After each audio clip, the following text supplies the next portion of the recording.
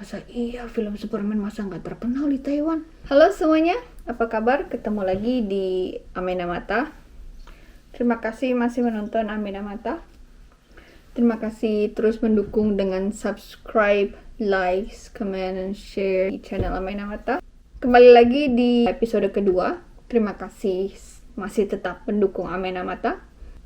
Di konten ini seperti biasa saya akan bercerita mengenai apapun yang saya temui di Taiwan, yang saya anggap menarik untuk diceritakan dan untuk dibahas. Terima kasih dan selamat menikmati.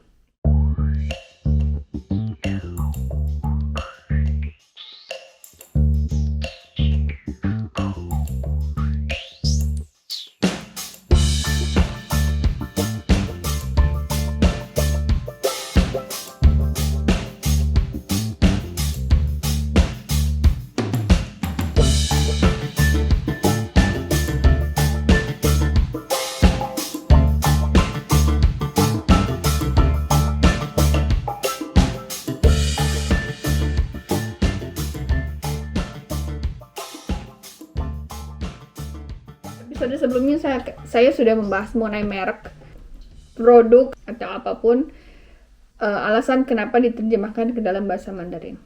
Nah, di episode ini mengenai film. Jadi kalau misalnya bicara film, ngobrolin film, entah judul filmnya atau aktornya, dengan menggunakan judul atau nama aslinya, kebanyakan mereka nggak kenal. Karena pengalaman saya sendiri, waktu saya baru datang ke sini, saya ngobrol-ngobrol sama teman, berbagi cerita soal hobi, kesukaan, sampailah ngobrol ke soal film. Terus saya tanya, film ini udah nonton belum? Kamu suka nggak? Bla bla bla bla bla.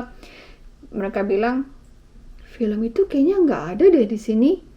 Aktornya juga nggak pernah dengar, kayaknya nggak terkenal deh di Taiwan. Terus, masa iya film Superman masa nggak terkenal di Taiwan? Terus saya coba film lain, film Titanic, pernah dengar nggak? Kayaknya Titanic kayaknya nggak ada deh di Taiwan. Aktornya juga nggak pernah dengar. Penasaran? Saya coba jelasin jalan cerita filmnya tentang apa, siapa aja yang main, apa aja kejadian di dalamnya. Itu baru mereka bilang, oh alah, nggak bilang walah sih, kurang lebih artinya oh alah gitu. Baru mereka bilang, di sini kita nggak kenal Superman, kita kenalnya Cao Ren. Cao Ren itu terjemahan secara harfiah dari Superman, manusia super, Cao Ren. Nah, lalu misalnya Spider-Man itu Zhi Zhu Xia, itu secara harfiah artinya manusia laba-laba. Jadi kalau di sini nanya Spider-Man kapan tayang, nggak ada yang ngerti. Karena mereka nggak kenal Spider-Man, mereka kenalnya Zhi Zhu Xia. Gitu. Terus contoh lagi Wonder Woman.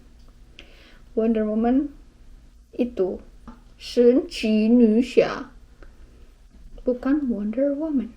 Jadi kalau nanya Wonder Woman itu kapan tayang, mereka nggak nyambung. Mereka bilang Wonder Woman nggak dikenal. Itu contohnya. Lalu nama orang juga, misalnya nama aktor. Yang paling saya ingat adalah Tom Cruise. Tom Cruise. Mereka nggak kenal. Mereka kenalnya Tomu Cruise. Tomu Cruise, bukan Tom Cruise. Gitu. Atau misalnya Celine Dion, jadi Celine Dion. Celine Dion masih mirip. Atau Keanu Reeves itu jadi Jinuli Weis. Keanu Reeves, Jinuli Weis, masih mirip. Untuk nama orang juga, misalnya Frederick, mereka terjemahin jadi Frederick, D-nya jadi T-nya jadi Li, Frederick. Contoh lain adalah misalnya ada yang namanya Suryadi. Suryadi jadi Guang Gui Hui. Suryadi Guang Gui Hui. Menurut mereka itu fonetik, jadi secara bunyi sama. Tapi kalau menurut saya kok nggak mirip ya. Pokoknya semua film, semua judul film, semua nama aktor dan aktris, penyanyi atau apapun itu diterjemahkan ke dalam bahasa Mandarin. Sekarang pertanyaannya, siapa yang mempopulerkan nama-nama aktor Hollywood itu ke dalam bahasa Mandarin? Saya pun mencari tahu mengenai ini, tapi nggak ada yang bisa menjawab. Jadi artinya pintu masuk pertama di mana mereka masuk ke sini, itulah yang akan menerjemahkan nama mereka ke dalam bahasa Mandarin. Misalnya film. Jadi yang bikin adalah tim kreatif dan marketing promo dari si pembuat film. Jadi saat mereka tahu bahwa film ini akan tayang di negara A, B, C, misalnya di Taiwan, nah tim itulah yang memikirkan terjemahan dari judul film dan nama-nama aktor aktrisnya gitu. Kemudian mereka otomatis dikenal dengan nama mereka yang sudah dibawa sejak awal mereka dikenalkan di film itu. Seperti Tom Cruise itu jadi Tom Cruise, atau si Keanu Reeves jadi Chinuli Weisi. Begitu.